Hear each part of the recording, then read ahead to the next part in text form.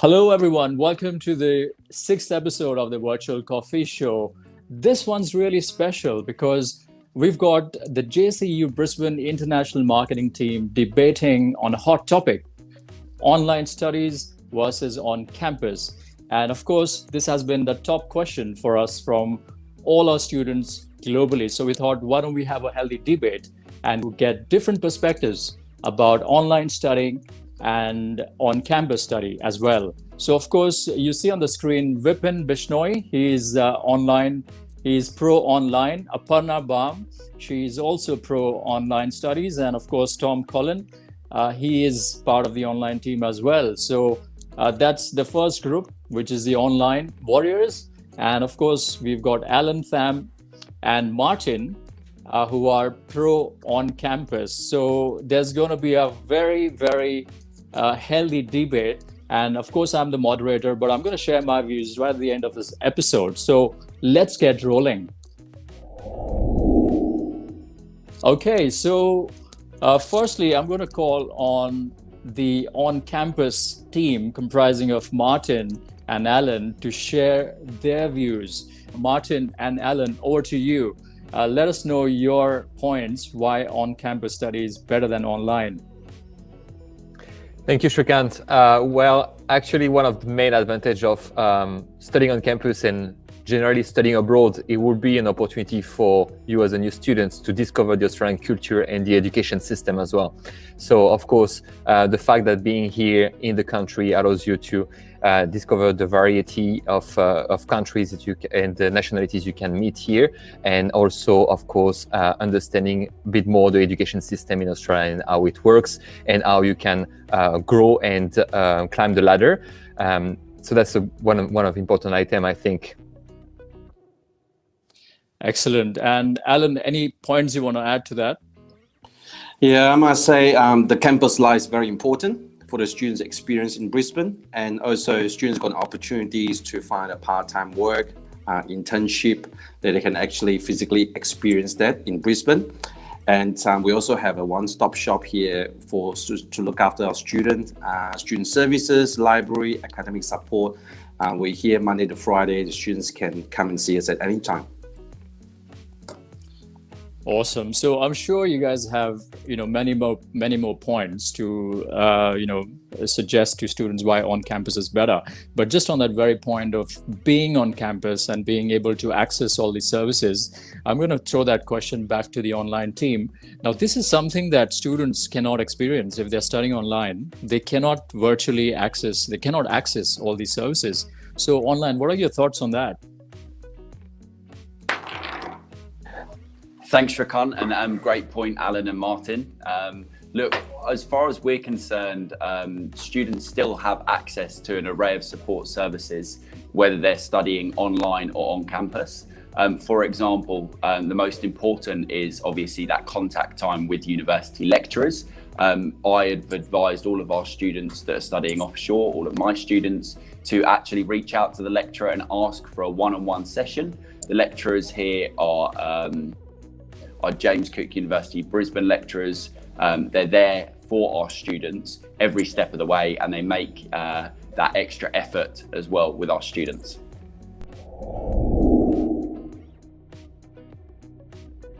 Shrikant, thanks for having us here today. It's a great topic at the moment because due to the changes in circumstances and the way the world has changed, I wouldn't say online is the best option, but the way we have looked at it over the past few months, and we've been interacting with our agents and with our students, and we've come to know that there are a lot of benefits of going online, starting online, and eventually they'll have an opportunity, of course, to come on campus and finish their studies here.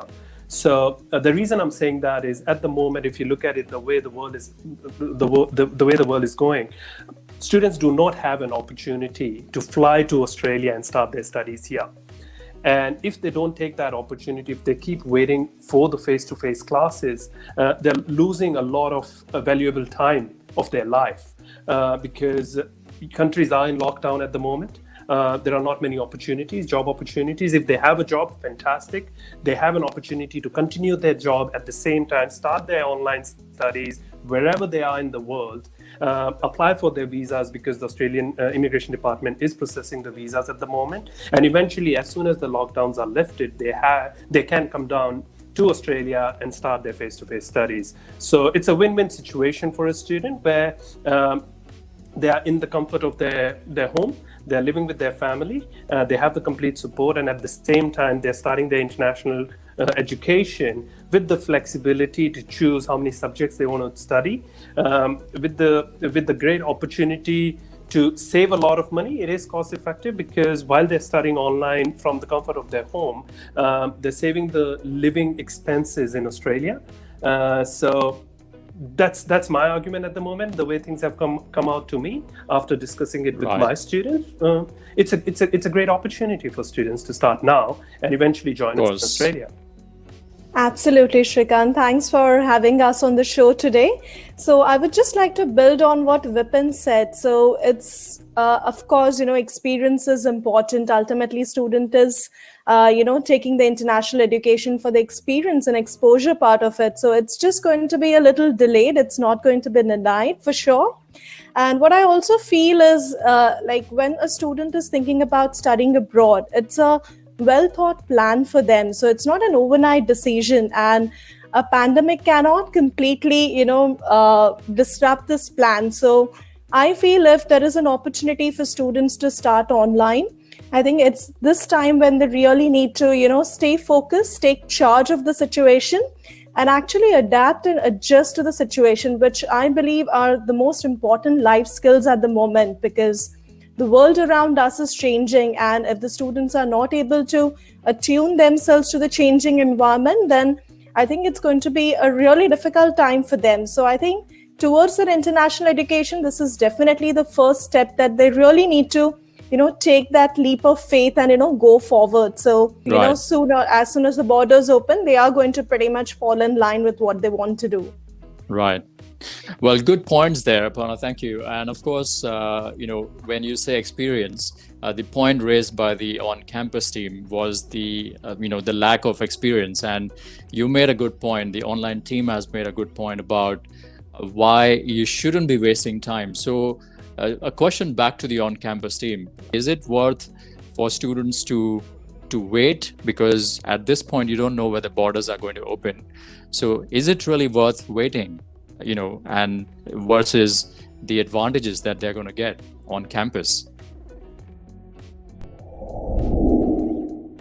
Well, of course, students have different circumstances. So whether they are already here physically onshore, in this instance, they can obviously attend the face-to-face. But if they are onshore, of course, the advice would not be to delay the start of their studies, because delaying the start of studies will delay also the graduation, which might with delay as well, probably the start of an employment or a career. So that's not obviously a good advice to students. What we want them to do is to be able to start their studies, and as soon as the borders are reopened, be able to continue the studies here onshore and enjoy this on-campus and in-country experience. We have, of course, worked a lot recently on developing the capacity for online delivery. So there is, I'm not, of course, in favor of this today, but it's a great alternative options. And of course, the online will know that will never replace the face-to-face experience. So it's a good transition considering what's happening out there, and an experience and a good opportunity for students to get a feel about what is going to be once they arrive here in Australia. Right. Look, I 100% agree that the online cannot replace face-to-face teaching, and of course there's no match to face-to-face. And the one thing which I also agree on is the fact that a number of countries around the world still are challenged with connectivity issues, and we've seen that in the last several months. So with these kind of challenges, which can actually, instead of having a good experience for your studies, for your lectures online, if you have poor internet, or if you have internet which is not high bandwidth, you can have a not so good experience, a not so great experience. So online, how would you argue with a point like that, where internet connection is an issue, and stuff like that? Yeah, good point. Internet connection, obviously, look, if we go back to it, there's going to be pros and cons for both, obviously. If we're just looking at connectivity and being able to actually have fast internet, fast broadband at home, the good thing about our lectures is they are all recorded. So if you have a dropout in connectivity, you can obviously rejoin the session.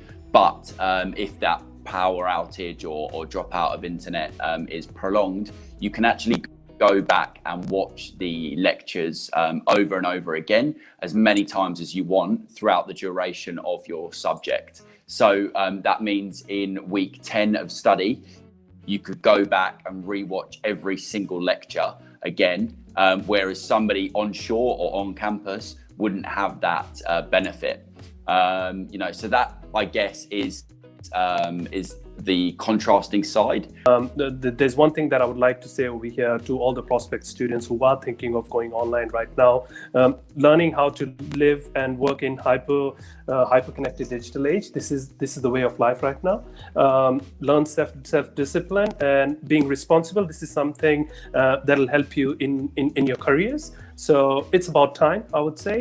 If you're ready to wait for a year or two, if that helps you, go ahead and do it. But I wouldn't recommend that personally, because the way the world is moving, it's better to get that qualification as soon as you can. This is the right time. Get in, to use the advantage to the fullest. And by the time the world opens up after the COVID debacle that we have, you'll be graduated, you'll be ready with that qualification, you'll be ready for that job, and there are going to be endless opportunities once it happens. Right. So I pretty much agree with what Tom and Vipin, just mentioned about. And I also feel that especially students who are not really working, who have probably passed out in 2019 and haven't really been doing anything, I think rather than, increasing that gap and, delaying their study plans, it's best to, jump at this option. In fact, don't consider it as an option, consider it as an opportunity wherein, you're not really delaying your study plans, but you're actually, going as per your plan. And I, probably come back to my plan, point again about, it's your plan. So you've got to take charge. You have to be focused. So, do not delay it. So it's not that, it's going to be, something that you've not signed for. It's very temporary phase, and it's going to pass as well, and you will definitely be onshore as soon as the borders open. So take that plunge, be prepared to go ahead with this. Right. And a very important point which I want to ask to the on-campus team. Now, of course, we are a university and we are in the in the business of actually creating future leaders. And students, they study an undergraduate or a master program because they want to get into a management position or start their own business and things like that. So, of course, the pandemic has literally brought the whole world to a screeching halt. If the students are wanting to become future leaders, then obviously they need to be able to accept these challenges and move on and not get bogged down by such things. So, Martin and Alan, your thoughts on this, making the students wait or letting somebody wait until the borders open. Is that fair enough?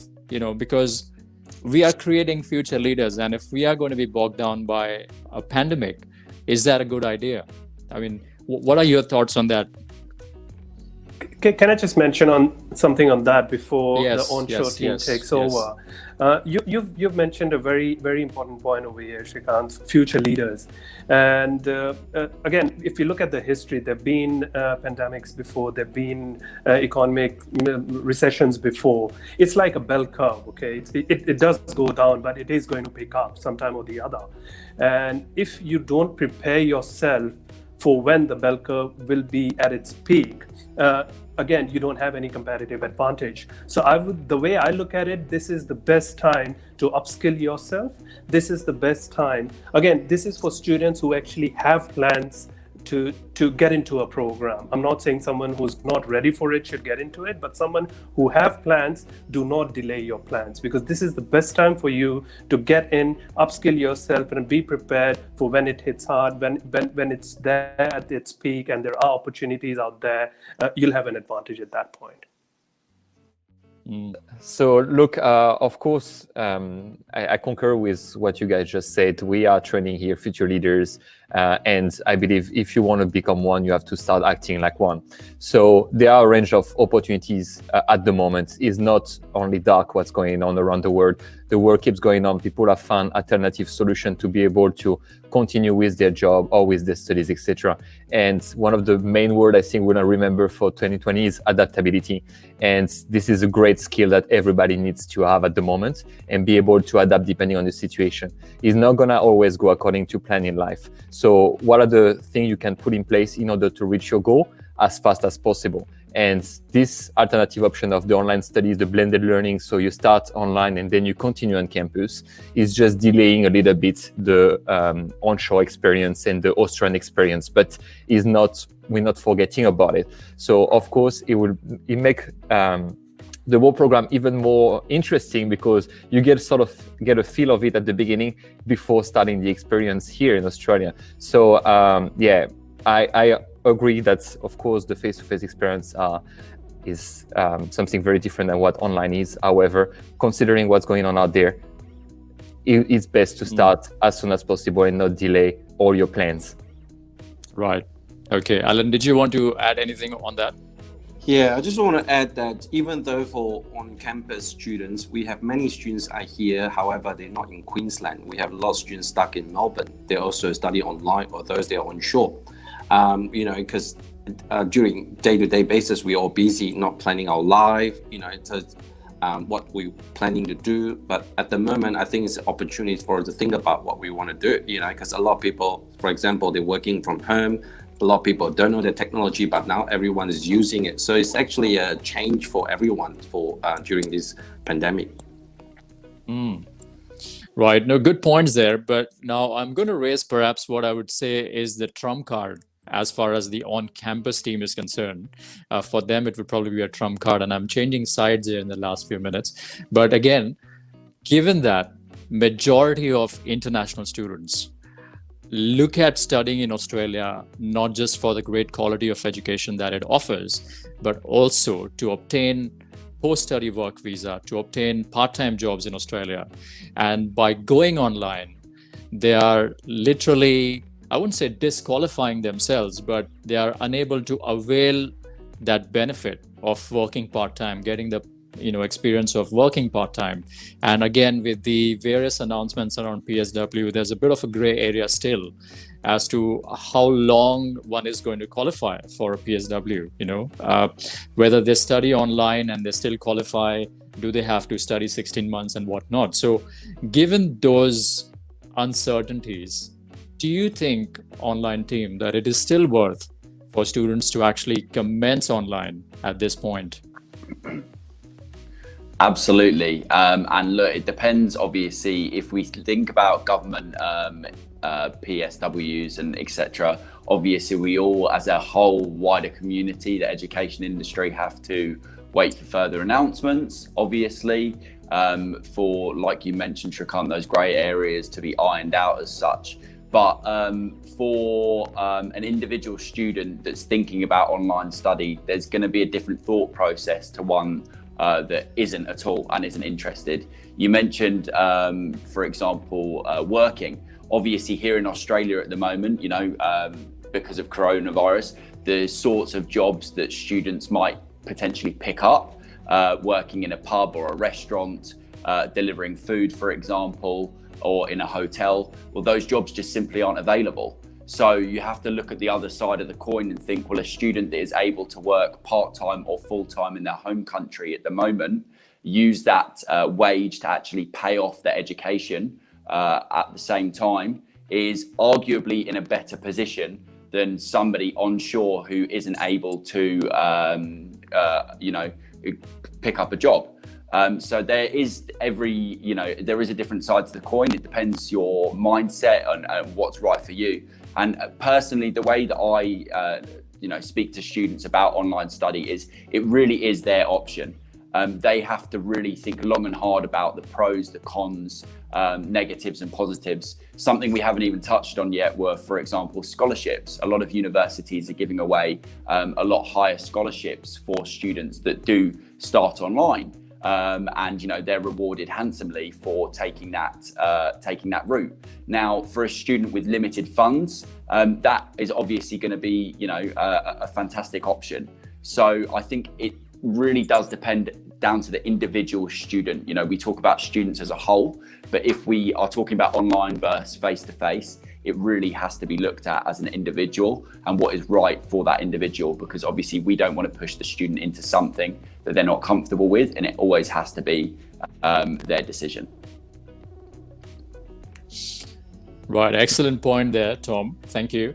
And of course, before I announce who is the winner of the debate today, any closing thoughts from both the groups, on campus or online group? Any closing thoughts on the topic today?